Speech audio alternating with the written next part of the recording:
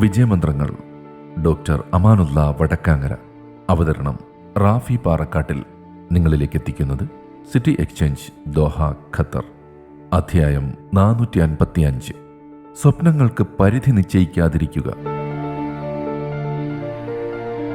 സ്വപ്നങ്ങൾ ആകാശത്തേക്കാൾ ഉയരമുള്ളവയാണ്. അവയ്ക്ക് മതിലും വേലിയും നാം തന്നെ കെട്ടിക്കൊടുക്കരുത്. അനന്തമായ സ്വപ്നങ്ങൾ കാണുകയും ആ സ്വപ്നങ്ങളുടെ സാക്ഷാത്കാരത്തിനായി നിരന്തരം പരിശ്രമിക്കുകയും ചെയ്യുന്നവരാണ് ജീവിതത്തിൽ അസാധാരണമായ വിജയം കൈവരിക്കുന്നത്. സ്വപ്നങ്ങൾക്ക് പരിധി നിശ്ചയിക്കുന്നത് ഭയവും ആത്മവിശ്വാസക്കുറവും കൊണ്ടാണ്. പരിധി വയ്ക്കുന്നത് നമ്മെ സ്വയം ചെറുതാക്കലാണ്. നമ്മുടെ സ്വപ്നങ്ങൾ നമ്മുടെ ശേഷിയേക്കാൾ വലുതാകുമ്പോഴാണ് നാം വളരുന്നത്.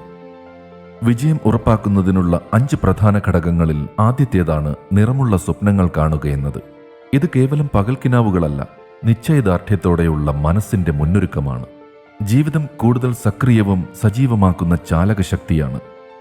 രണ്ടാമത്തെ കാര്യം വിജയത്തിന് ആവശ്യമായ ആസൂത്രണമാണ്.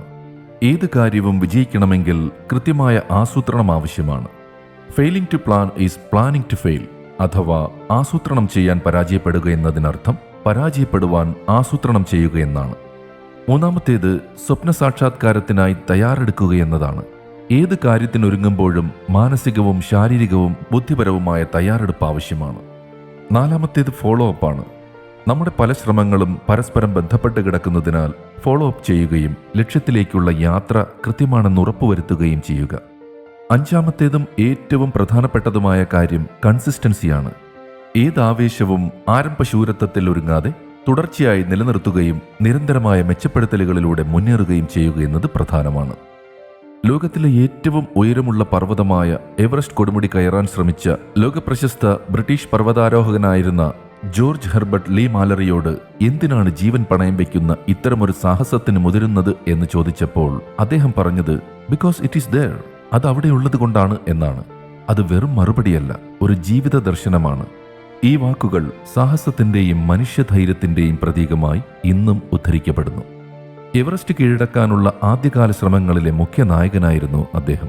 അദ്ദേഹത്തിന്റെ ജീവിതം സാഹസത്തിന്റെയും ആത്മാർത്ഥതയുടെയും മനുഷ്യപരിധികളെ മറികടക്കാനുള്ള ആഗ്രഹത്തിന്റെയും പ്രതീകമായി ഇന്നും നിലനിൽക്കുന്നു. 1924 അദ്ദേഹം അവസാന ശ്രമം നടത്തിയത്. അതിൽ അദ്ദേഹം വിജയിച്ചോ എന്ന് നിശ്ചയമില്ല. എങ്കിലും നിരന്തരമായ പരിശ്രമങ്ങളിലൂടെ ചരിത്രത്തിന്റെ ഭാഗമാകുവാൻ അദ്ദേഹത്തിന് സാധിച്ചു. അസാധ്യത്തെ സ്വപ്നം കാണാൻ ധൈര്യം വേണം. വിജയത്തേക്കാൾ ശ്രമം മഹത്തരമാണ്. ലക്ഷ്യം വലിയതാകുമ്പോൾ ജീവിതം അർത്ഥവത്താകും എന്നീ സുപ്രധാനമായ പാഠങ്ങളാണ് ജോർജ് മാലറി നമ്മെ പഠിപ്പിക്കുന്നത്. ചെറിയ സ്വപ്നങ്ങൾ ചെറു ജീവിതമാണ് നൽകുക. വലിയ സ്വപ്നങ്ങൾ വലിയ പരിശ്രമം ആവശ്യപ്പെടാം. പക്ഷേ അതിന്റെ ഫലം വലിയ വ്യക്തിത്വവും പുരോഗതിയുമായിരിക്കും.